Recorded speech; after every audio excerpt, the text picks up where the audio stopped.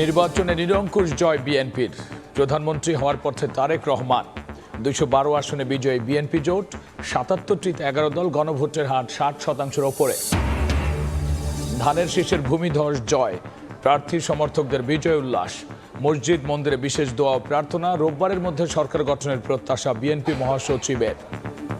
বিএনপির যে ভিশনগুলো জনগণ অ্যাকসেপ্ট করেছে বলেই আজকে এই ল্যান্ডস্লাইড বিক্রি হয়েছে। 2/3 বেশি আসনে বিএনপি বিজয়ী হয়েছে।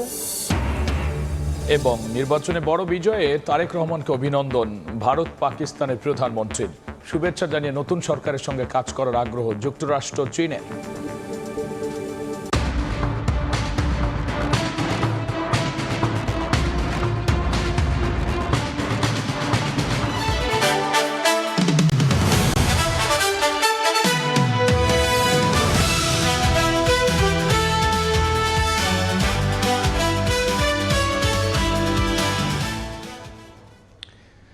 নির্বাচনের সময়ে সঙ্গে আছে আমি গোলাম রাব্বি, আমার সঙ্গে আরও যুক্ত হবেন আলিশা ইসলাম এবং আমিরুল ইসলাম আলিফ।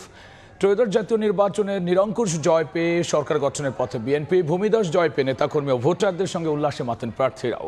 নির্বাচিত জনপ্রতিনিধিকে ফুল দিয়ে শুভেচ্ছা জানানোর পাশাপাশি মিষ্টি মুখে বরণ করে নেন সমর্থকরা। রোববারের মধ্যে সরকার গঠনের আশা জানান দলের মহাসচিব মির্জা ফখরুল ইসলাম আলমগীর। বিজয় উল্লাসে মাতোয়ারা কর্মী সমর্থক। একক সংখ্যা গরিষ্ঠতা পেয়ে সরকার গঠনের পথে বিএনপি। বৃহস্পতিবার রাত থেকেই বেসরকারিভাবে একে একে বিভিন্ন আসনের ফলাফল ঘোষণা করা হয়। বিএনপির বিজয়ী প্রার্থীদের নাম ঘোষণার পরই আনন্দ উল্লাসে মাতেন কর্মী সমর্থকরা। বিজয় উদযাপনে একে অপরকে মিষ্টি খাওয়ান তারা। ফুলের মালা পরিয়ে এবং তোড়া হাতে অভিনন্দন জানানো হয় প্রিয় নেতাকে। পাড়া মহল্লায় অনেকেই মাতেন রং খেলায়।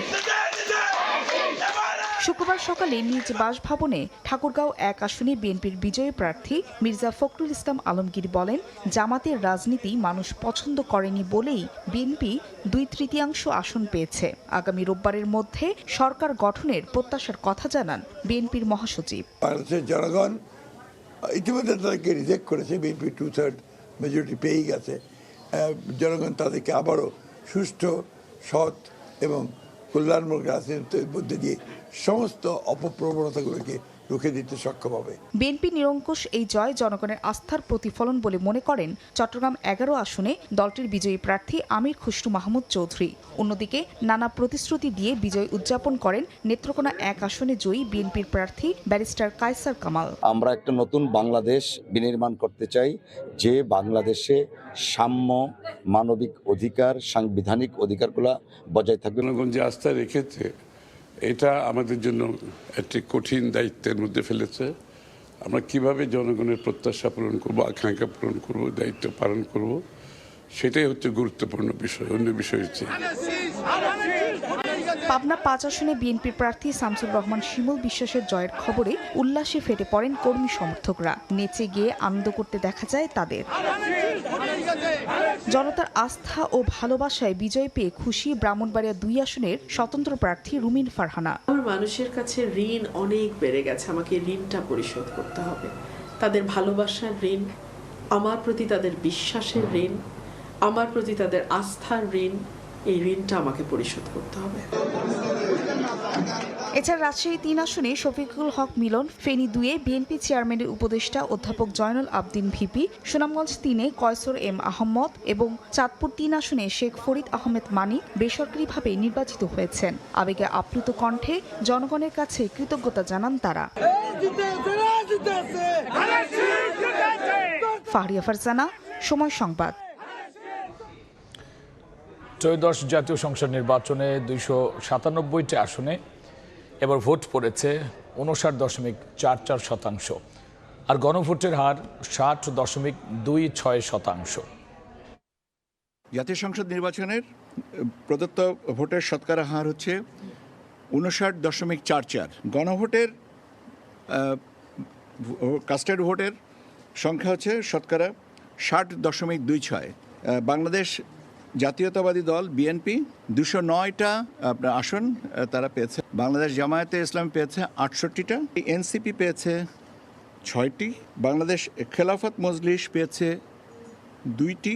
ইসলামী আন্দোলন বাংলাদেশ পেয়েছে 1টি। গণ অধিকার পরিষদ পেয়েছে একটি। বাংলাদেশের শক্তিশালী গণতন্ত্রের ভিত্তি রচনা শুরু হয়েছে জানিয়ে বিএনপির স্থায়ী কমিটির সদস্য সালাউদ্দিন আহমদ বলেছেন, গণতান্ত্রিক যাত্রা অব্যাহত থাকবে।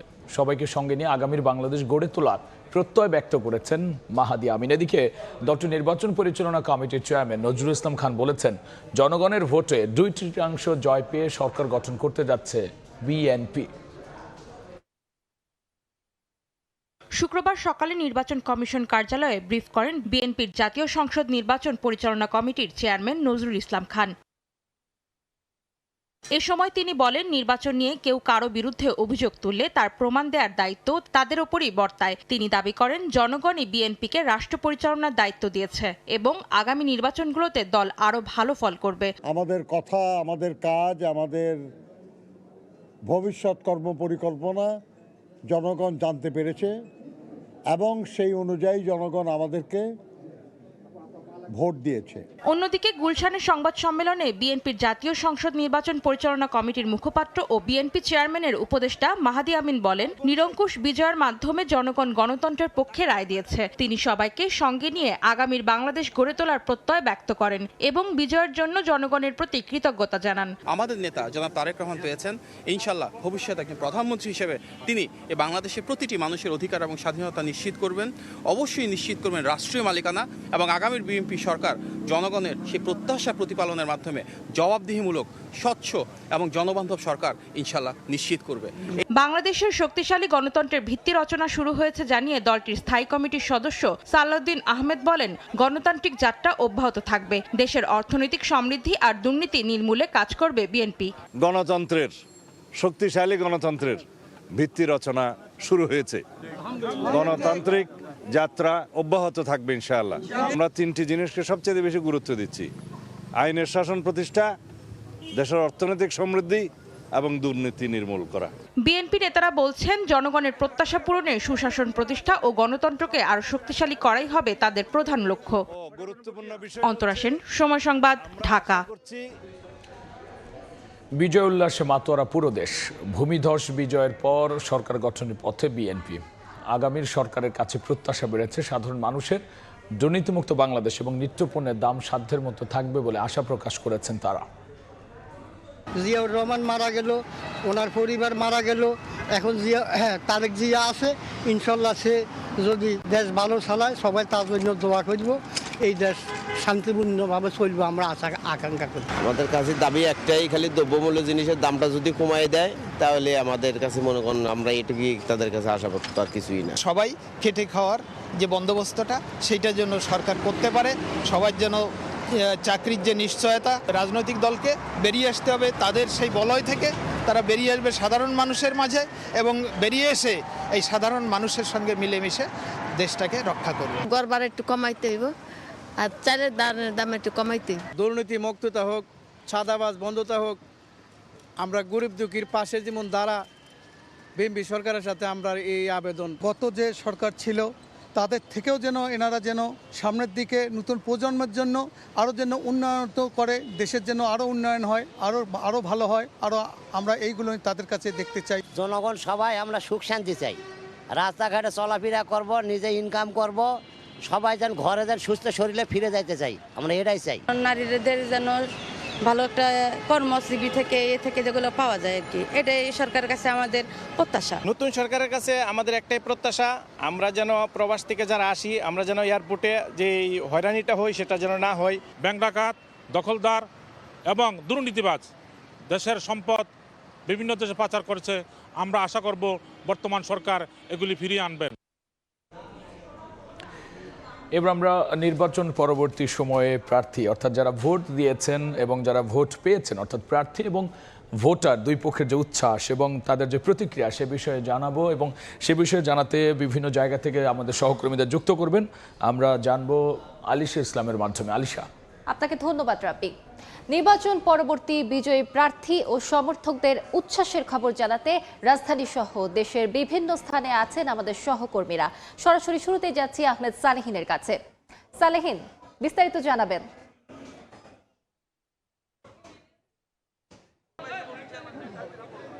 আমি এই মুহূর্তে গুলশানে অবস্থান করছি, যেখানে বিএনপি চেয়ারম্যানের কার্যালয়ের সামনে, এবং ইতিমধ্যে যিনি বিপুল নিরঙ্কুশ বিজয় নিয়ে আসলে তার দল ক্ষমতায় যাচ্ছে, যে বিএনপি, সেই বিএনপি চেয়ারম্যান তারেক রহমান তিনি ইতিমধ্যে কার্যালয়ের ভিতরে অবস্থান করছেন। তিনি জুম্মার নামাজ শেষে এই কার্যালয়ে এসেছেন এবং তিনি এখানে বেশ তাদের নেতাকর্মীদের সঙ্গে কথা বলছেন। একই সঙ্গে যে তাদের যে জয় পরাজয় বা সব কিছু মিলিয়ে যে কালকে যে ফলাফল হয়েছে নির্বাচনে, সেই ফলাফল নিয়েই তারা কিন্তু পর্যবেক্ষণ করছেন এবং তাদের যে বিজয়ী হয়েছে যেসব সংসদ সদস্য যারা রয়েছেন তাদেরকে নিয়েই কিন্তু সেসব বিষয় নিয়েই তারা এখানে পর্যালোচনা করছেন এবং তাদেরকে আগামীতে যে শপথের বিষয় যেগুলো রয়েছে, অর্থাৎ গেজেট প্রকাশের পরে, নির্বাচন কমিশন থেকে গেজেট প্রকাশের পরে যেই শপথ গ্রহণের যে আনুষ্ঠানিকতা, সেই প্রক্রিয়াগুলো নিয়ে মূলত বিএনপি চেয়ারম্যান তারেক রহমান সহ তাদের নেতাকর্মীরা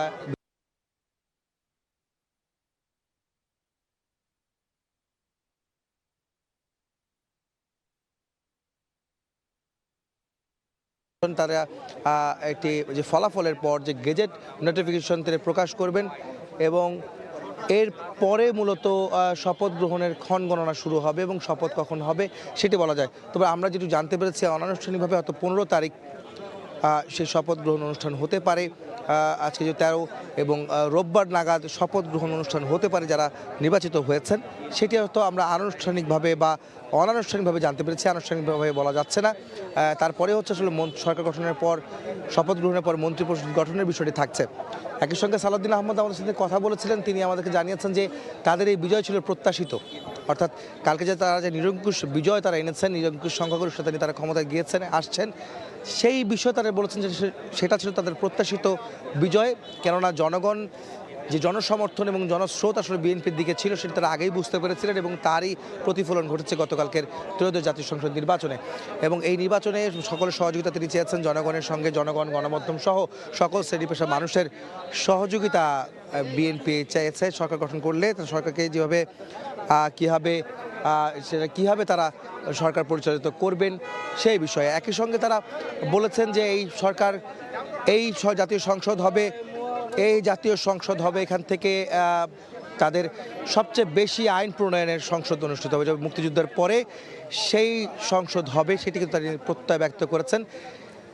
একই সঙ্গে তারা বলছেন যে বাংলাদেশে একটি অংশগ্রহণমূলক নির্বাচন হয়েছে। একই সঙ্গে আওয়ামী লীগকে তারা জনগণ প্রত্যাখ্যান করেছে, সেটি গত আগস্টে, অর্থাৎ 2024 সালের আগস্টে গণঅভ্যুত্থানেই আওয়ামী লীগকে সাধারণ মানুষ প্রত্যাখ্যান করেছে, তারই প্রতিফলন ঘটেছে এই নির্বাচনে, তিনি তাকে বলছিলেন।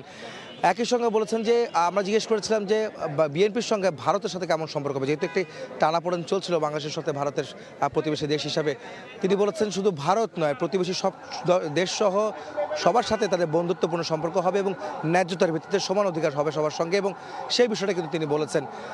এই বিষয়গুলি নিয়ে মূলত আছে আসলে কথা হচ্ছে যে চেয়ারম্যান তারেক রহমান তিনি ভিতরে আছেন এবং নেতাকর্মীরা তারা কথা বলছেন আগামী সরকার গঠনের প্রক্রিয়া এবং তাদের যে নির্বাচনী ফলাফল সেগুলি পর্যবেক্ষণ করে। তো এই ছিল আমার কাছে গুলশানে বিএনপি চেয়ারম্যানের কার্যালয়ের সামনে থেকে সবশেষ। এখন যাব জিয়া উদ্যানে, যেখানে রয়েছে আমাদের সহকর্মী নাইম, তিনি জানাবেন সেখানকার সবশেষ খবর। বলা হচ্ছিল ভোট উৎসব, যেই ভোটাধিকার ফিরে পাওয়ার আনন্দে মেতেছিল সারা দেশ গতকাল বৃহস্পতিবার। এরপর এখনও পর্যন্ত প্রায় 24 ঘন্টা পার হয়ে গেছে। 24 ঘন্টা পার হয়ে যাওয়ার পরেও কিন্তু সে উৎসবের আমেজ একদমই কেটে যায়নি, বরং আমরা দেখতে পাচ্ছি যে আজকে সকাল থেকেই কিন্তু যে সরকারি ছুটি, সেই সরকারি ছুটির আমেজে কিন্তু মেটেছে গোটা দেশ। এই নির্বাচন নিয়ে কিন্তু যদি কিন্তু ছিল মানুষের মনে অনেক সংশয় ছিল, কিন্তু সেই সংশয়গুলো এখন উৎসবের আমেজে পরিণত হয়েছে। দর্শক, আমরা এই মুহূর্তে রয়েছি রাজধানীর জিয়া উদ্যানের সামনে, যেখানে আপনারা দেখতেই পাচ্ছেন যে লোকে লোকারণ্য। সময় যত বাড়ছে ততই কিন্তু এখানে মানুষ এসে উৎসবে, ভোটের যে উৎসব, ভোটের পরের দিনের যে উৎসব, সে উৎসবে কিন্তু তারা গা ভাসাচ্ছে। আজকে সকাল 11টা নাগাদ এখানে প্রয়াত কোকো রহমানের স্ত্রী শর্মিলা রহমান এখানে এসে হাজির হয়েছিলেন। এরপর আমরা দেখেছি যে বিএনপির বিভিন্ন অঙ্গ সংগঠনের নেতৃবৃন্দরাও কিন্তু এই জিয়া উদ্যানে এসে হাজির হচ্ছেন। তারা শহীদ জিয়াউর রহমান ও বেগম খালেদা জিয়ার যেই কবর সেই কবর বা সমাধিস্থলে এসে তারা এখানে জিয়ারত করছেন। আমরা আজকে সকাল থেকে জিয়া উদ্যান সহ নয়াপল্টন বিএনপির কেন্দ্রীয় কার্যালয়ের বিভিন্ন স্থানে ঘুরেছি। সেখানে দেখেছি যে বিএনপির চেয়ারম্যান তারেক রহমানের যে নির্দেশনা ছিল তার দলীয় নেতাকর্মীদের প্রতি, যে কোনো ধরনের সভা সমাবেশ বা কোনো ধরনের বিজয় উল্লাসও করা যাবে না, শুধুমাত্র তাদের যে দায়িত্ব সেই দায়িত্বের জায়গা থেকে তারা সাধারণ মানুষের জন্য সেই দায়িত্বগুলো পালন করার চেষ্টা করবেন। তারা কিন্তু সেই কথা রেখেছেন। আজকে সকাল থেকে এখনো পর্যন্ত কিন্তু ঢাকা শহরের বিভিন্ন জায়গায় যে নির্বাচনের বা ভোটের পর দিনের যে উৎসবে আমেজ, সেই উৎসবে আমেজ কিন্তু রয়েছে। সাধারণ মানুষ কিন্তু গতকাল ভোটাধিকার প্রয়োগ করার পরে আজকে যে সরকারি ছুটি, সেই সরকারি ছুটির পরিপূর্ণ সময়টা তারা কাজে লাগাচ্ছে। তারা জিয়া উদ্যান সহ আশেপাশের যে পর্যটন বা দর্শনীয় স্থানগুলো আছে সেখানেও তারা ঘুরছেন।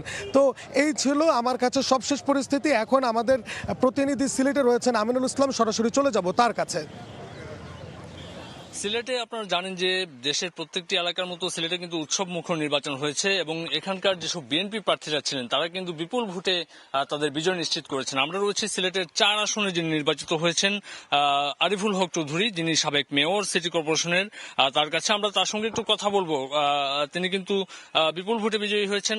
আমরা একটু জানতে চাই যে আপনি যে বিজয়ী হয়েছেন প্রথম কোন কাজগুলোকে প্রাধান্য দেবেন এবং এলাকার মানুষের জন্য কি বলবেন? আগে শপথ অনুষ্ঠান শেষ হোক, তারপরে আমি জনগণের সঙ্গে যে কমিটমেন্ট করেছি সেই জন্য আমি আবার জনগণের সঙ্গে কথা বলে, ওইখানে আমাদের বিভিন্ন এলাকায় বিভিন্ন ধরনের কথা বলা হয়েছে, তো এলাকার লোকজনের সঙ্গে কথা বলে প্রায়োরিটি বেসিস সেটা দেওয়া হবে। দর্শক আসলে শুনছিলেন যে মেয়র আরিফুল হক যেটি বলছিলেন, তিনি কিন্তু বারবার নির্বাচিত হয়েছেন সিলেট সিটি কর্পোরেশন এলাকায়। বিপুল ভোটে জনগণ এখানে তাকে বারবার নির্বাচিত করে। এই এলাকাতে কিন্তু প্রথমবার তিনি সংসদ সদস্য প্রার্থী হিসেবে সিলেট 4 আসনে প্রতিদ্বন্দ্বিতা করেছিলেন এবং তার প্রতিদ্বন্দ্বী প্রার্থীর সঙ্গেও কিন্তু আমরা দেখেছি সৌজন্যবোধ সম্পর্ক ছিল তার, এবং এই এলাকার মানুষের যে ভালোবাসা তার প্রতি এবারের ভোটের মাধ্যমে কিন্তু তারা সেটি দেখিয়েছেন। গতকাল রাত থেকেই কিন্তু এলাকার মানুষজন তাকে ঘিরে উৎফুল্ল একটি আনন্দ ঘন মুহূর্তের মধ্য দিয়ে সময় পার করছে। এখনো পর্যন্ত তাকে ফুলেল শুভেচ্ছা জানাতে বিভিন্ন দূর দূরান্ত থেকে মানুষজন আসছেন। তার নেতাকর্মীরা কিন্তু বিভিন্ন স্তরের নেতাকর্মীরা যারা প্রত্যন্ত এলাকা থেকে এসেছেন তারা কিন্তু এখনো তাকে শুভেচ্ছা জানাচ্ছেন। যদিও আসলে তিনি এখন ঢাকার উদ্দেশ্যে রওনা করবেন এমনটি আমরা জানতে পেরেছি। তিনি দলীয় যে কার্যালয় রয়েছে বিএনপির দলীয় প্রধান যিনি রয়েছেন তাদের সঙ্গে দেখা করার কথা রয়েছে। সেখান থেকে দিক নির্দেশনামূলক বক্তব্য তিনি পাবেন এমনটি আসলে তিনি আশা করছেন এবং এলাকার মানুষের সঙ্গে কথা বলে কিন্তু তার এলাকার নির্বাচনী যে প্রতিশ্রুতিগুলি তিনি দিয়েছিলেন সেগুলো পর্যায়ক্রমে বাস্তবায়ন করবেন এমনটি আসলে তিনি আমাদেরকে জানিয়েছেন। তো এই ছিল আমার কাছ থেকে সিলেটের 4 আসনের যে নির্বাচিত প্রার্থী আরিফুল হক চৌধুরী তার এলাকার সর্বশেষ।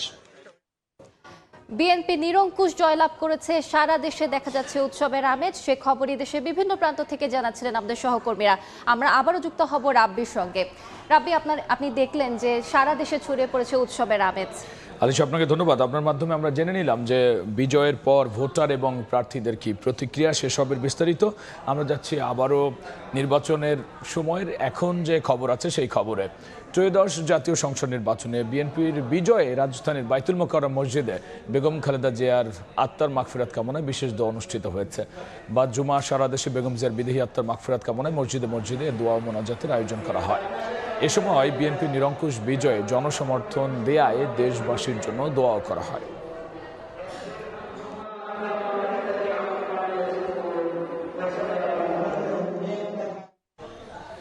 গণতান্ত্রিক মূল্যবোধের চর্চা অব্যাহত রাখতেই সাধারণ মানুষ বিএনপিতে আস্থা রেখেছে বলে মনে করেন রাজনৈতিক বিশ্লেষকরা। আর রাজনৈতিক মানসিকতায় বড় পরিবর্তন ও সামাজিক কার্যক্রম জামায়াতের প্রতি মানুষের ইতিবাচক সাড়া ফেলেছে বলে মনে করেন তারা। বিশ্লেষকরা বলছেন জনগণের আকাঙ্ক্ষার প্রতিফলন হয়েছে এবারের ঐতিহাসিক নির্বাচনে। কাজল আব্দুল্লাহ রিপোর্ট। দীর্ঘ 17 বছর পর উৎসবমুখর পরিবেশে অনুষ্ঠিত হয়েছে ত্রয়োদশ জাতীয় সংসদ নির্বাচন। ভোট উৎসবে মাতেন গোটা দেশের মানুষ। প্রচার, গণসংযোগ, নির্বাচনে দুপক্ষের কথার লড়াই, সাময়িক উত্তেজনা, বিচ্ছিন্ন কিছু সংঘাত হলেও বড় ধরনের কোনো ঘটনা ঘটেনি। অংশীজনরা বলছেন দেশের ইতিহাসে অন্যতম গ্রহণযোগ্য নির্বাচন অনুষ্ঠিত হয়েছে। ত্রয়োদশ নির্বাচনে 299টির মধ্যে 2/3 বেশি আসনে বিপুল ভোটে বেসরকারিভাবে নির্বাচিত হয়েছে বাংলাদেশ জাতীয়তাবাদী দল বিএনপির প্রার্থীরা। স্বাধীনতা পরবর্তী একাধিকবার সরকারে এসে দেশ পরিচালনায় অভিজ্ঞতা রয়েছে দলটির। গণতান্ত্রিক মূল্যবোধের চর্চা অব্যাহত রাখতেই সাধারণ মানুষ বিএনপিতে আস্থা রেখেছে বলে মনে করেন বিশ্লেষকরা। এটা ইতিহাসের একটা অন্যতম সেরা নির্বাচন হিসাবেই এটি আমি মনে করি যে বাংলাদেশের ইতিহাসে লেখা থাকবে। বিএনপির কিছু সময়োচিত সিদ্ধান্ত, তারেক জিয়ার সময়োচিত ফিরে আসা, খালেদা জিয়ার মারা যাওয়ার ফলে মানুষের যে বিএনপির প্রতি যে সিম্প্যাথিটা, খালেদা জিয়ার প্রতি ভালোবাসাটা, সেটা এইদিকে যে ট্রান করেছে বলে আমার মনে হয় অনেকটাই। নির্বাচনে সকল রেকর্ড ভেঙেছে বাংলাদেশ জামায়াতে ইসলামী। নির্বাচনে দলটির প্রত্যাশা অনুযায়ী গণমানুষের ম্যান্ডেটের প্রতিফলন ঘটেনি, কিন্তু আসন সংখ্যা হিসেবে প্রথমবারের মতো সংসদে বিরোধী দলে জায়গা করে নিবে জামায়াত জোট। রাজনৈতিক মানসিকতায় বড় পরিবর্তন ও সামাজিক কার্যক্রমে দলটির ইতিবাচক সাড়া ফেলেছে বলছেন অংশীজনরা। ওয়েলফেয়ার অ্যাক্টিভিটিস প্লাস নিজেদেরকে খুব বেশি রক্ষণশীল গোড়া হিসেবে পরিচিত না করে তুলনামূলকভাবে একটা মডারেট, একটা লিবারেল তাদের মধ্যে কাজ করেছে আর কি। যে প্রশ্নটা অনেকেই করে যে জামাত তো একদম সরকার গঠনের স্বপ্ন দেখছিল আর কি, তো এটা তো মানে আমার মনে হয় যে সেটা অনেক বেশি একটা অবাস্তব স্বপ্ন ছিল বলে আমার মনে হয়। স্বাধীনতা পরবর্তী চতুর্থবারের মতো সরকার গঠন করতে যাচ্ছে বিএনপি। নির্বাচন পরবর্তী উৎসবের আমেজ বিরাজ করছে দেশ জুড়ে। আগামীতে প্রতিহিংসা, বৈরিতা এবং সংকীর্ণ মানসিকতা থেকে বেরিয়ে উদারতার সাথে দূরদর্শী এবং সমৃদ্ধ এক জাতি গঠনে বাস্তব ভিত্তিক পদক্ষেপ নিয়ে কাজ করবে নতুন সরকার, এমন প্রত্যাশায় বাংলাদেশ। কাজল আব্দুল্লাহ, সময় সংবাদ, ঢাকা। দীর্ঘ 2 দশক পর আবার রাষ্ট্র ক্ষমতায় ফিরছে বিএনপি। ত্রয়োদশ জাতীয় সংসদ নির্বাচনে নিরঙ্কুশ সংখ্যাগরিষ্ঠতা পেয়ে চতুর্থবারের মতো সরকার গঠন করতে যাচ্ছে দলটি। মাঠ পর্যায়ের ফলাফলে ধানের শীষের জয় জয়কার। সেই সঙ্গে প্রথমবারের মতো প্রধানমন্ত্রীর দায়িত্ব নিতে যাচ্ছেন তারেক রহমান। এক নতুন রাজনৈতিক সমীকরণের সাক্ষী হতে যাচ্ছে বাংলাদেশ। 2025 সালের গত 30 ডিসেম্বর বেগম খালেদা জিয়ার মৃত্যুর পর শোকাতুর দলকে এক সুতোয় গেঁথে নির্বাচনে বড় জয় ছিনিয়ে আনলেন তারেক রহমান। ঢাকা 17 এবং বগুড়া 6 উভয় আসনেই বিপুল ভোটে বিজয়ী হয়ে তিনি এখন দেশের পরবর্তী কাণ্ডারি। দীর্ঘ 17 বছরের নির্বাসন কাটিয়ে গত বছরের 25 ডিসেম্বর দেশে ফেরার পর থেকেই তৃণমূলের নেতাকর্মীদের মাঝে যে প্রাণের সঞ্চার হয়েছিল, ব্যালট বাক্সে তারই প্রতিফলন দেখল দেশবাসী। 1991 ও 2001 সালের পর এটি বিএনপির সবচেয়ে বড় রাজনৈতিক বিজয় হিসেবে দেখা হচ্ছে। রাজনৈতিক বিশ্লেষকদের মতে আওয়ামী লীগ সরকারের বিরুদ্ধে দীর্ঘ যুগপৎ আন্দোলনের ফসল হিসেবেই এই গণরায় পেয়েছে দলটি। তারেক রহমানের এই রাজনৈতিক যাত্রা মোটেই সহজ ছিল না। 1988 সালে বগুড়ার গাবতলী থেকে শুরু করে 2002 সালে সিনিয়র যুগ্ম মহাসচিব এবং পরবর্তীতে ভারপ্রাপ্ত চেয়ারম্যান হিসেবে দলকে চরম সংকটে নেতৃত্ব দিয়েছেন তিনি। আর বেগম খালেদা জিয়ার মৃত্যুর পর দায়িত্ব পান দলের চেয়ারম্যান হিসেবে। 2009 সালে সিনিয়র ভাইস চেয়ারম্যান নির্বাচিত হওয়ার পর থেকে দলকে আধুনিক ও প্রযুক্তি নির্ভর করার পেছনে ছিল তার বড় ভূমিকা। এবার প্রথমবারের মতো সরাসরি নির্বাচনে অংশ নিয়েই বাজিমাত করলেন এই শীর্ষ নেতা। সব বাধা পেরিয়ে 20 বছর পর আবারও গণভবনের চাবিকাঠি এখন বিএনপির হাতে, যেখানে তারেক রহমানের নেতৃত্বেই শুরু হতে যাচ্ছে এক নতুন অধ্যায়। রবিউল ইসলাম আওলাদ, সময় সংবাদ। নির্বাচন পরবর্তী বিজয়ী প্রার্থী ও সমর্থকদের যে প্রতিক্রিয়া, সেগুলো আমরা জানছিলাম আমাদের সহকর্মীর মাধ্যমে। এবার আবারও আমরা যাব আমাদের সহকর্মী আলিশা ইসলামের কাছে এবং তার মাধ্যমে জানবো নির্বাচন পরবর্তী প্রার্থী এবং ভোটারদের প্রতিক্রিয়া সরাসরি। আলিশা, আপনাকে ধন্যবাদ রাপি। নির্বাচন পরবর্তী বিজয়ী প্রার্থী ও সমর্থকদের উচ্ছ্বাসের খবর জানাতে রাজধানী সহ দেশের বিভিন্ন স্থানে আছেন আমাদের সহকর্মীরা। সরাসরি শুরুতেই যাচ্ছি রংপুরে, আক্তার হোসেন কথা বলছেন, আমরা সরাসরি যাচ্ছি সেখানে। আমার এই দলটা হইছে, অল্প কিছু সময় হলো দলটা হইছে, এই দলটার কোনো ব্যাকআপ নাই। জামাতে ইসলামী এত বড় সংগঠন, 80 বছর ধরে তাদের পরিচয়, তাদের হসপিটাল আছে, তাদের বিভিন্ন প্রতিষ্ঠান আছে, কর্মসংস্থানের ব্যবস্থাও তারা করতে পারে। আটক হইলে পরে তাদের আইনজীবী আছে, অসুস্থ হইলে পরে তাদের ডাক্তার আছে। বিএনপি কত বড় দল, সেই দলটাতে তাদের কত টাকা পয়সা, কত তাদের হ্যাডম, কত তাদের পাওয়ার। এত কিছুর পরেও আমার একটা দল করছি এনসিপি, এই দলটাতে কোনো পাওয়ার নাই, কোনো হ্যাডম নাই, কোনো টাকা পয়সা নাই, সাংগঠনিক ব্যাকআপ নাই, না থাকা সত্ত্বেও এতগুলা মানুষ আপনারা এনসিপি করতে আসলেন। আমার দিকে তাকায়া, আমি অনেকের নাম পরিচয়ও জানি না, আমি তাদেরকে কইলাম যে ভাই 1 বছর আপনাদের আমি খোঁজ করে পাই নাই, আবার এই যে একটা মাস নির্বাচনের সময় তোমরা তো আমারই দলের মানুষ, এই সময়টাতে অন্য যে দলগুলো আছে তাদের সাথে আমি আমার যোগাযোগটা রাখি। তারা বিনা বাক্যে তারা কবুল করে দিল। এই যে এতগুলা মানুষ এনসিপির ভাইরা আমার, আপনারা এত ত্যাগ স্বীকার করছেন, আমরা সকলে মিলে শপথ করছি একটা দুর্নীতি মুক্ত, চাঁদাবাজি মুক্ত, পেরেশানি মুক্ত, জনগণের সকলের জন্য সুন্দর একটা কাউনিয়া পীরগাছা আমরা সকলে মিলে গড়ে তুলবো ইনশাআল্লাহ।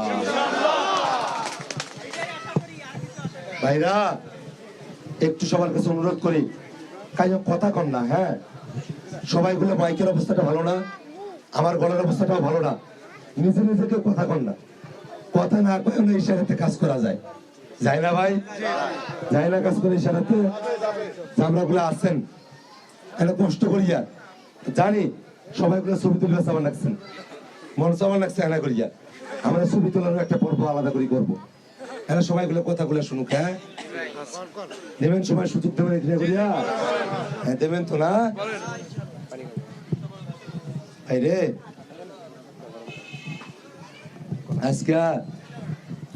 আজকে যদি সাপলাগুড়ি মার্কেটটা না জিত করে ভাই, আমার কতগুলা ভাই এতক্ষণ তারা বাড়িতে থাকতে পারতো না রে ভাই, আমার কতগুলা ভাই এতক্ষণ তাদের হাড় গোড়গুলো ঠিক থাকতো না রে ভাই, আমার ভাইরা তাদের বাড়ি ঘরগুলো এতক্ষণে ভাঙ্গি দিত রে ভাই, এতক্ষণে আমাদের উপরে কত জুলুম নিপীড়ন করতো রে ভাই, কতগুলা ভাইকে তারা হুমকি দিয়ে ফেলাইছে, কতগুলা ভাইকে কাটবে মারবে কত কিছু করবে, কত হুমকি। ডাক্তার হয়েছে অ্যাংলা মানুষ, বিয়ের সাথে গেছেন তোমাকে বলে দেখে নেবো, কত হুমকি দিচ্ছে রে ভাই। আমরা আল্লাহর কাছে শুকরিয়া আদায় করি, আল্লাহ আমাদেরকে সমস্ত হুমকি গুলা থেকে আল্লাহ রব্বুল আলামিন আমাদেরকে আজকে রক্ষা করে ফেলছে, আলহামদুলিল্লাহ। আর দেখেন একটা দিন পার হয়ে গেছে, আমার দলের যারা নেতা কর্মী, শাপলা কুলের যারা কর্মী আছে, জামাতের যারা লোক আছে, সাধারণ মানুষের যারা আছে, আমাদের উপরে হামলা করছে, আমাদের মাথা তো ফাটে দিচ্ছে, আমাদের নাক থাকলে দিচ্ছে, আমাদের মাইক কারি নিয়ে গেছে, আমাদের ভিডিও কাটপিস করছে, কত কিছু করলো। একটা দিন হয়ে গেছে এই কাউনিয়া পীরগাছায়, এখনো পর্যন্ত ওদের দলের একটা লোক বলতে পারবে না আমার এই শাপলা কলের কোন কর্মী গিয়া ওদের কোন মানুষের উপরে এখন পর্যন্ত একটা টু শব্দ করছে, এই কথাটা কেউ বলতে পারবে? এটাই আপনাদের প্রতি আমার বিশ্বাস। আমরা সরাসরি যুক্ত ছিলাম রংপুরে, কথা বলছিলেন আক্তার হোসেন। নির্বাচন পরবর্তী বিজয়ী প্রার্থী ও সমর্থকদের উচ্ছ্বাসের খবর জানাতে রাজধানী সহ দেশের বিভিন্ন স্থানে আছেন আমাদের সহকর্মীরা। সরাসরি প্রথমেই যাচ্ছি কামরুল হাসান সবুজের কাছে। সবুজ, দের সাথে সাধারণ মানুষ দেখা করতে আসছেন, দলীয় নেতাকর্মীরা আসছেন। তো আমরা এই মুহূর্তে রয়েছি মাদারটেক অর্থাৎ ঢাকা ৯ আসনের যিনি ধানের শীষ প্রতীকে বিজয়ী হয়েছেন তার বাসার সামনে, এবং তার সাথে সাধারণ মানুষ দেখা করতে আসছে। আমরাও আসলে তার সাথে কিছু কথা বলতে চাই তার মুখে। হাবিব ভাই, একটু জানতে চাই যে জনপ্রতিনিধি হয়েছেন, জনগণ আপনাকে নির্বাচিত করেছে, জনগণের প্রত্যাশা পূরণে কিভাবে কাজ করবেন? ধন্যবাদ আপনাকে। প্রথম হচ্ছে যে আমি আপনার মাধ্যমে আমার যারা এই এলাকার ভোটার রয়েছেন সবার প্রতি আমি কৃতজ্ঞতা জানাচ্ছি, আল্লাহ পাকের প্রতি কৃতজ্ঞতা প্রকাশ করছি। আমি এলাকার সন্তান, এই এলাকার সন্তান হিসেবে জনগণ আমাকে বেছে নিয়েছে। সুতরাং আমরা আগামী দিনে এই এলাকা আমাদের নাগরিক সুবিধা থেকে বঞ্চিত একটি এলাকা, আমাদের অনেক সমস্যা রয়েছে। আমরা যেটাই হচ্ছে যে আমরা ওয়ার্ড ভিত্তিক বসার মতামত নিয়ে সবাইকে নিয়ে আমরা একসঙ্গে কাজ করবো আর কি। সেই ক্ষেত্রে যে ঐক্যের প্রয়োজন সবার আগে বাংলাদেশ গড়তে, নতুন একটি বাংলাদেশ গড়তে, সেখানে যারা অন্য দলের ছিলেন কিংবা স্বতন্ত্র প্রার্থী ছিলেন তাদের সাথে কিভাবে কাজ করবেন, সমন্বয়টা কিভাবে আজান দিচ্ছে আসলে যেটা হচ্ছে যে আমি ইতিমধ্যে দেখেছেন যে আমাদের মধ্যে নির্বাচনকালীন জীবনে একটি সুন্দর সৌহার্দ্য পরিবেশ ছিল। আজকে কতক্ষণ আগে জাবেদ হোসেন এসেছিলেন, তার সাথেও আমার একটু সুসম্পর্ক রয়েছে। তাসলিম জাহার সাথেও কথা হয়েছে, উনি আমাকে শুভেচ্ছা জানিয়েছেন, আমি তার এখানে যেতে চেয়েছি।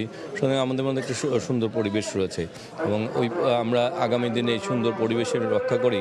আমরা আসলে সবাইকে নিয়ে কাজ করতে চাই এবং যেহেতু আমরা নিজেদের প্রার্থীদের মধ্যে যদি একটা সুন্দর পরিবেশ থাকে আমাদের রাজনৈতিক দলগুলির মধ্যেও, তাহলে সেটা আমাদের আগামী দিনে ঢাকার উন্নয়নে আমাদের জন্য অনেক সুবিধা হবে। আঞ্চলিক উন্নয়নের জন্য আসলে সবার ঐক্যবদ্ধ অবস্থান দরকার। আমরা কিছুক্ষণ আগে দেখলাম এনসিপির যে প্রার্থী ছিলেন মোহাম্মদ জাবেদ মিয়া, তিনি এসেছিলেন। তিনি আসলে আপনাকে কি ধরনের সহযোগিতা করার কথা বলে গেলেন বা আপনারা কিভাবে একসাথে কাজ করবেন সেরকম কি কোনো আলোচনা হয়েছে? হ্যাঁ, আমি বলেছি যে আমরা নির্বাচন যেভাবে ছিলাম, আমরা একই এলাকার অধিবাসী, সুতরাং আমরা সবাই এখন আপাতত নিজেরা এই সময় করে আবার নির্বাচন আসলে যার যার মতো নির্বাচন প্রচারণা চালাবো, কিন্তু এখন তো আমরা একসঙ্গে চলতে পারি, একসঙ্গে কাজ করতে। উনিও রাজি হচ্ছেন, সুতরাং আমার মনে হয় যে আমাদের দ্বারা এটা সম্ভব হবে। ওয়ার্ড ভিত্তিক যে আলোচনা করে অগ্রাধিকার ভিত্তিতে কাজ করার কথা বলছেন, সেটি আসলে কতদিন মধ্যে করবেন? কারণ হচ্ছে একদিনও আসলে নষ্ট করার সময় নেই সাধারণ মানুষের জীবন যাপনকে সহজ এবং স্বস্তিদায়ক করার জন্য জনপ্রতিনিধি হিসেবে কতদিনের ভেতরে এইসব আলোচনা শুরু করবেন বলে? রাস্তাটা পরিষ্কার রাখো। হ্যাঁ, যেটি হচ্ছে যে আমরা যে দায়িত্ব নেওয়ার পরপরই আমরা আমাদের শপথ গ্রহণ করার পর আমি ইতিমধ্যে আসলে কাজ শুরুই করে দিয়েছি, কারণ আমার সাথে এই এলাকায় তো আমি বসবাস করি। এই যে অনেক সময় দেখা যায় যারা জনপ্রতিনিধি তাদেরকে পাওয়া যায় না, তাদের যে আমি তো আসলে এই মহল্লার মাঝখানেই বসে আছি। হ্যাঁ, সুতরাং আমি এক এক সময় এক এক এলাকায় যাব, এক এক মসজিদে নামাজ পড়বো, ওই মহল্লায় যাই ওই মহল্লার লোকজনের সাথে কথা বলবো। মানে আমরা কাজগুলি শুরুই করে দিব আর কি। আমরা কাজগুলি এখন থেকে শুরু করব যাতে আমরা সর্বোচ্চ পাবো। কিন্তু ধরেন আমাদের একটা, যেহেতু আমাদের দল সর্বোচ্চ ভোট পেয়ে একটা সংখ্যাগরিষ্ঠতা পেয়েছে, সেক্ষেত্রে আমাদের দলের যখন দায়িত্ব নিবে তখন কাজগুলি করা আমার জন্য আর সহজ হবে। ধন্যবাদ আপনাকে আমাদের সাথে একটু সময় দেওয়ার জন্য।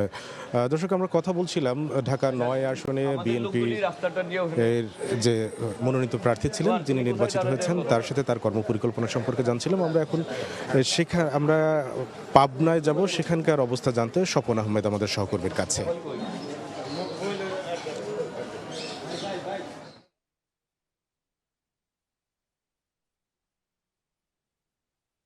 নিরঙ্কুশ জয়ের পর আসলে যেরকম নেতাকর্মীদের উল্লাস আমরা দেখছি, এটি আসলে নিঃসন্দেহে বলা যায় যে আগামী জাতীয় ত্রয়োদশ সংসদ নির্বাচনে সরকার গঠন করতে যাচ্ছে বিএনপি। সারা দেশের নেতাকর্মীরা সেই উপলক্ষকে কেন্দ্র করেই কিন্তু ব্যাপক উৎসাহ উদ্দীপনার মধ্য দিয়ে যাচ্ছেন। আমরা এই মুহূর্তে রয়েছি পাবনা ২ আসনে, যেখানে বিএনপি ধানের শীষ প্রতীক দিয়ে যিনি নির্বাচন করেছেন জনাব AK-M সেলিম রেজা হাবিব, তিনি কিন্তু তার প্রতিদ্বন্দ্বী প্রার্থী ১,৩৮,০০০ ভোটের ব্যবধানে তিনি জয় পেয়েছেন। আমরা তার সাথে একটু কথা বলতে চাই। আপনি প্রতিশ্রুতি দিয়েছেন, আপনি জনগণকে প্রতিশ্রুতি দিয়েছেন, প্রতিশ্রুতির ফলস্বরূপ হিসেবে আপনি ১,৩৮,০০০ ভোটে জয় পেয়েছেন। এখন সময় কাজ করার, ৫ বছর আসলে জনগণের জন্য আপনি কি করতে চান একটু আমাদেরকে? ধন্যবাদ আপনাকে। ২০ বছর আমাদের বাংলাদেশের মানুষ উন্নয়ন বঞ্চিত রয়েছে। আপনারা জানেন বিগত সরকারের সময় মেগা প্রজেক্টের নামে মেগা দুর্নীতি হয়েছে। সত্যিকার অর্থে জনগণের কল্যাণে যে সমস্ত গণমুখী কার্যক্রম হাতে নেওয়ার কথা, বিশেষ করে রাস্তাঘাট, স্কুল, কলেজ, মসজিদ, মাদ্রাসা, ব্রিজ, কালভার্ট, এই কাজগুলো মূলত হয়নি।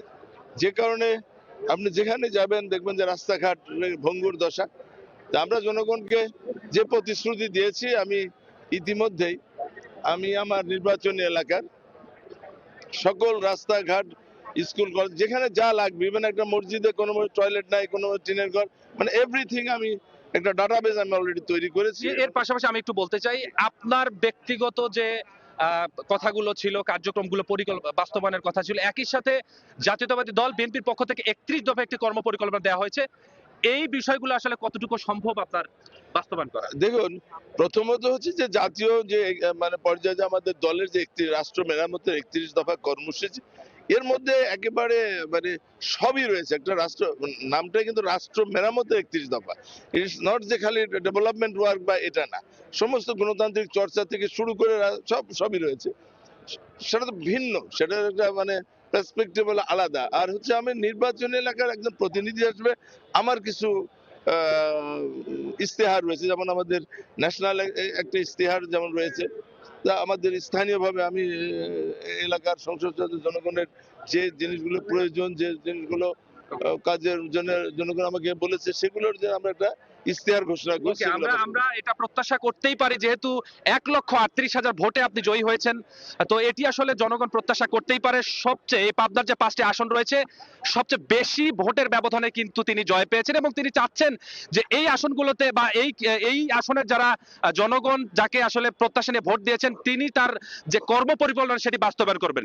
এখন পর্যন্ত এতটুকুই ছিল আমার কাছে এই পাবনার 2 আসন থেকে যিনি নির্বাচিত হয়েছেন AK-M সেলিম রেজা হাবিব, তার যে কর্মপরিকল্পনা একটি অনুষ্ঠান, সেখান থেকে সবশেষ অবস্থা। নিরঙ্কুশ জয়লাভ করেছে বিএনপি, এজন্য বিএনপি নেতাকর্মীদের মাঝে ছড়িয়ে পড়েছে উৎসবের আমেজ। দেশের বিভিন্ন প্রান্ত থেকে সেই খবরই জানাচ্ছিলেন আমাদের সহকর্মীরা। রাব্বি, আমরা যেমনটি জানি যে মির্জা ফখরুল ইসলাম আলমগীর তিনি কিন্তু আশাবাদ ব্যক্ত করেছিলেন ভূমিধস বিজয়ের, এবং সেটি কিন্তু সত্য হয়েছে। দেশবাসীর আশা যে এর মাধ্যমে গণতান্ত্রিক পরিবেশ ফিরে আসবে বাংলাদেশে আবারও। আলিশা, আমরাও দেখতে পাচ্ছি যে যারা আসলে বিজয়ী হয়েছেন তারা কিন্তু ভোটারদের সাথে বসছেন এবং বেশিরভাগ প্রার্থী বলছেন যে তারা সবাই ওয়ার্ডে ওয়ার্ডে ভাগ হয়ে বা পাড়া মহল্লায় ভাগ হয়ে বসবেন এবং তাদের সমস্যাগুলো শুনবেন, শুনে সেভাবে আসলে সংসদে যে কথাগুলো বলা দরকার জনগণের হয়ে সেগুলো তারা বলবেন। বাংলাদেশ পাবার আশা এখন জনগণের। আলিশা, আবার আপনার সঙ্গে হয়তো পরে যুক্ত হব, সে সময় আবার অন্যান্য প্রার্থী এবং ভোটারদের যে উচ্ছ্বাস এবং আনন্দের খবর সেগুলো জানাবো।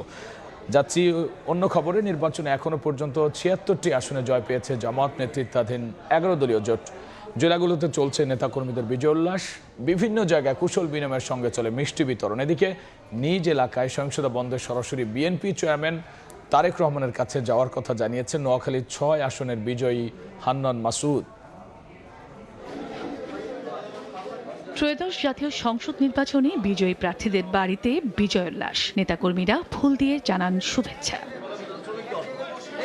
রংপুর 2 আসনে জামায়াতের বিজয়ী প্রার্থী ATM আজহারুল ইসলামের বাড়িতে ভিড় করেন নেতাকর্মীরা। কুশল বিনিময়ের সঙ্গে চলে মিষ্টি বিতরণ। এই আসনে দাঁড়িপাল্লা প্রতীকে 1,34,187 ভোট পেয়ে বিজয়ী হন তিনি। জামায়াতের নায়েবে আমির বলেন, জুলাই গণ অভ্যুত্থানের মধ্য দিয়ে নিশ্চিত হয়েছে সঠিক বিচার।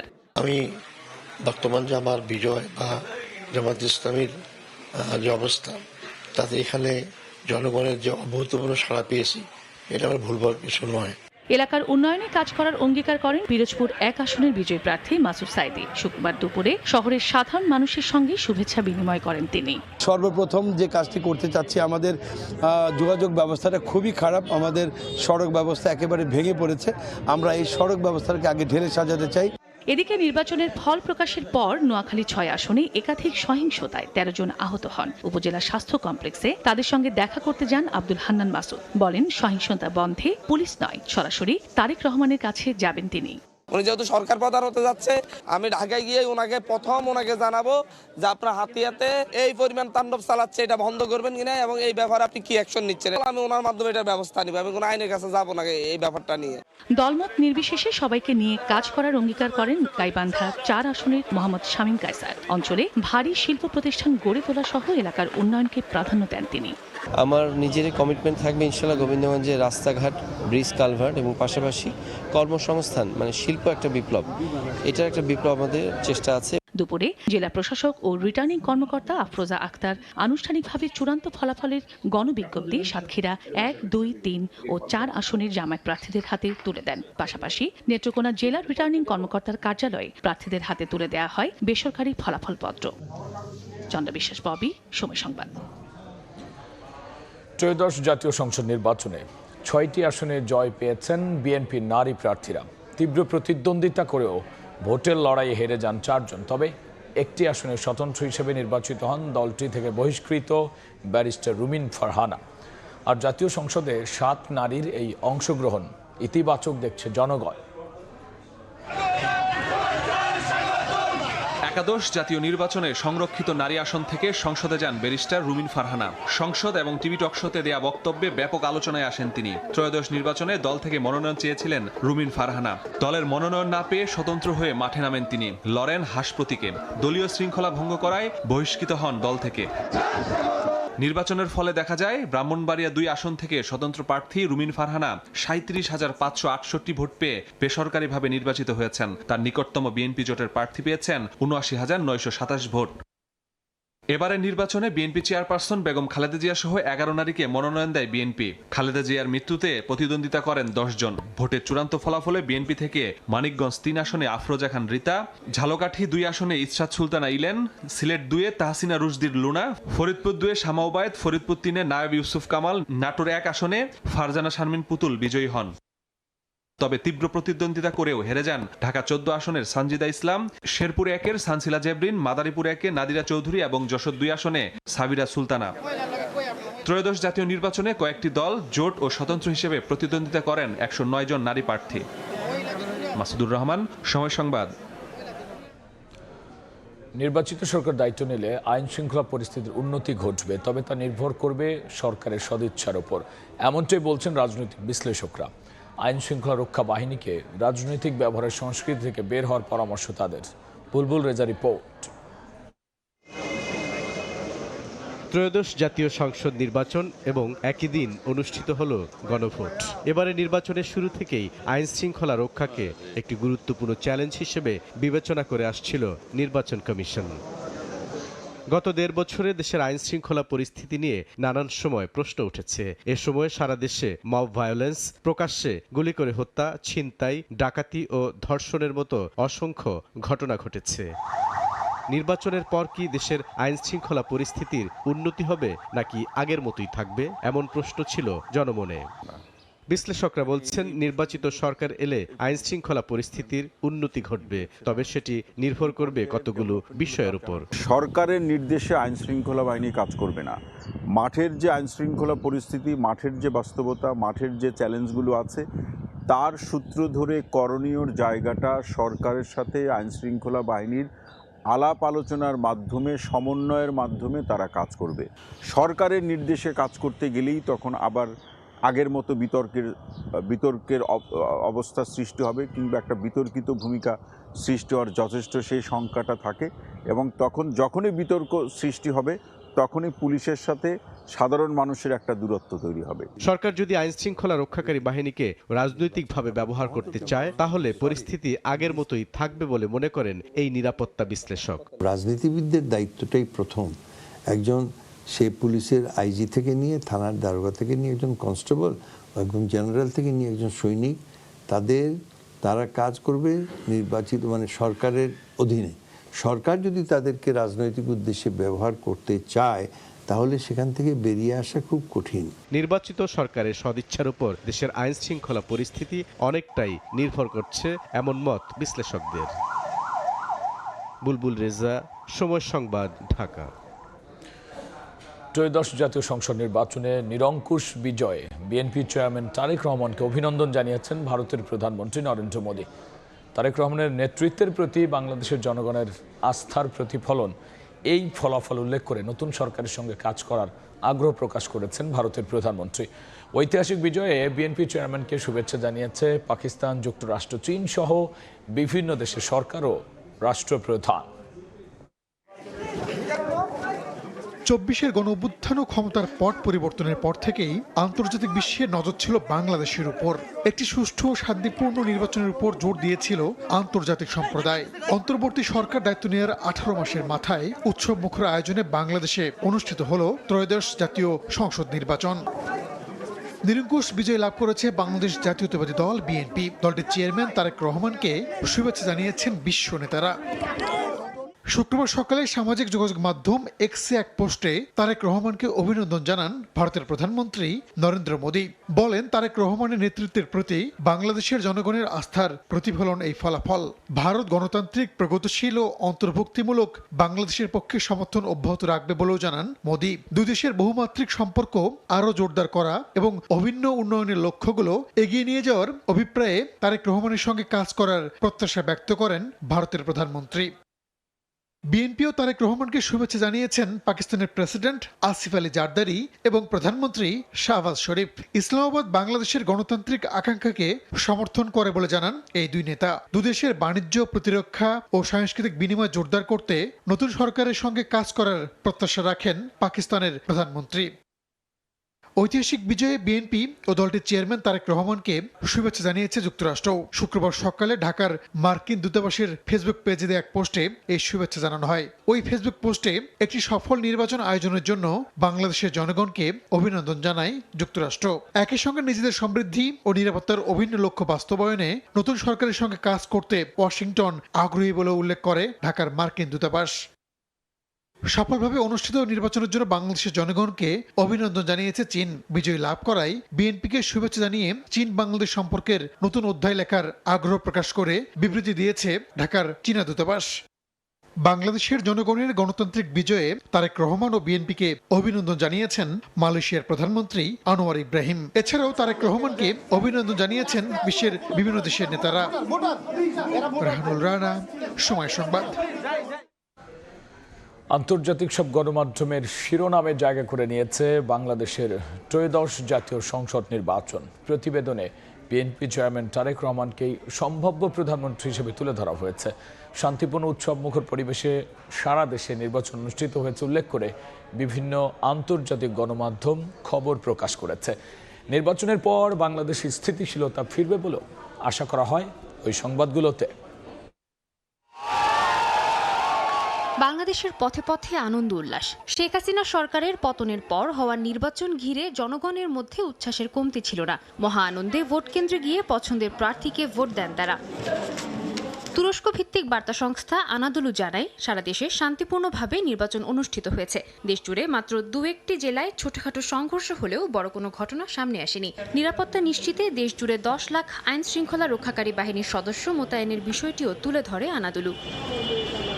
গণমাধ্যমে উঠে এসেছে ভোটারদের আশা স্বপ্নের কথাও। বিভিন্ন কেন্দ্র ঘুরে কাতার ভিত্তিক গণমাধ্যম আল জাজিরা জানায়, উৎসবমুখর পরিবেশে অনুষ্ঠিত হয়েছে নির্বাচন। জনগণের মধ্যে ঈদের আমেজ লক্ষ্য করা গেছে বলে জানায় গণমাধ্যমটি। অনেকেই 2008 সালের পর এই প্রথমবার ভোট দেন। তাদের স্বপ্ন, নতুন সরকার গঠনের পর দেশের রাজনীতিতে স্থিতিশীলতা আসবে, জোরদার হবে নিরাপত্তা ব্যবস্থা। স্থানীয় গণনার ভিত্তিতে বিবিসি, আল জাজিরা, সিএনএনের মতো গণমাধ্যমগুলো নির্বাচনে বিএনপির জয়কে ভূমিধস বিজয় হয়েছে বলে প্রতিবেদন প্রকাশ করে, যেখানে বলা হয় তারেক রহমানই হতে চলেছেন বাংলাদেশের পরবর্তী প্রধানমন্ত্রী। প্রতিবেশী দেশ ভারত ও পাকিস্তানের গণমাধ্যমের শিরোনাম জুড়ে ছিল বাংলাদেশের নির্বাচনের খবর। ভারতের পর্যবেক্ষক দল না আসলেও সাংবাদিকরা ভোট কেন্দ্র ঘুরে সার্বিক পরিস্থিতি তুলে ধরেন। বিএনপির জয়কে বিশাল জয় আখ্যা দিয়ে প্রতিবেদন প্রকাশ করে এনডিটিভি। তারেক রহমানকে জয়ী ঘোষণা করে প্রতিবেদন প্রকাশ করে পাকিস্তানি গণমাধ্যম ডন। সাদিয়া তাসনিম, সময় সংবাদ।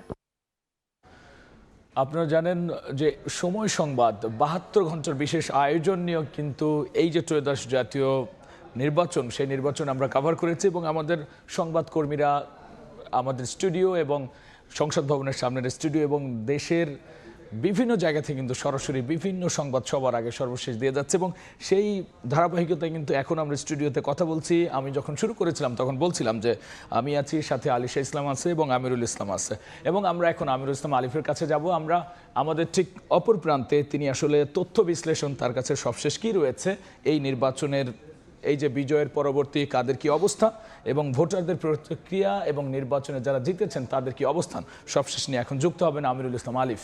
ধন্যবাদ রাব্বি আপনাকে। যেমনটি আপনি বলছিলেন, আমরা কিন্তু ধারাবাহিকভাবে দেখিয়ে যাচ্ছি যে বেসরকারি যে ফলাফল অলরেডি প্রকাশিত হয়েছে তার অংশবিশেষ নিয়ে এখন আমি দর্শকদের জানাবো।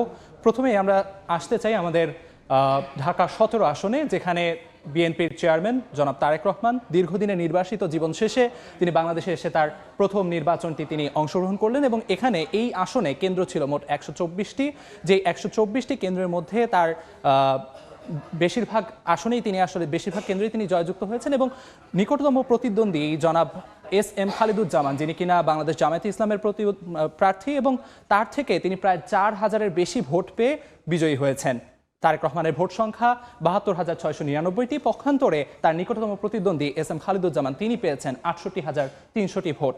অর্থাৎ এই আসনে যে হাড্ডাহাড্ডি লড়াইটি হয়েছে সেটি কিন্তু আসলে স্পষ্টতই দৃশ্যমান এবং তার পরবর্তীতে প্রধানমন্ত্রী হিসেবে তিনি আসলে জয়যুক্ত হচ্ছেন বলে ধারণা করে নেওয়া হচ্ছে। এবং তার পরবর্তীতে আমরা ঢাকা 15 আসন নিয়ে কথা বলতে চাই, যেখানে আরেক হেভিওয়েট প্রার্থী জামাতে ইসলামের আমির ডক্টর শফিকুর রহমান যিনি ছিলেন এবং তার নিকটতম প্রতিদ্বন্দ্বী ছিলেন বিএনপির শফিকুল ইসলাম খান, এবং তার নিকটতম প্রতিদ্বন্দ্বীর ভোট যেখানে ৬১,৯২০টি, তার বিপরীতে কিন্তু বিপুল ব্যবধানে জয়ী হয়েছেন ডক্টর শফিকুর রহমান, যার ভোট সংখ্যা ৮২,৬৪৫টি।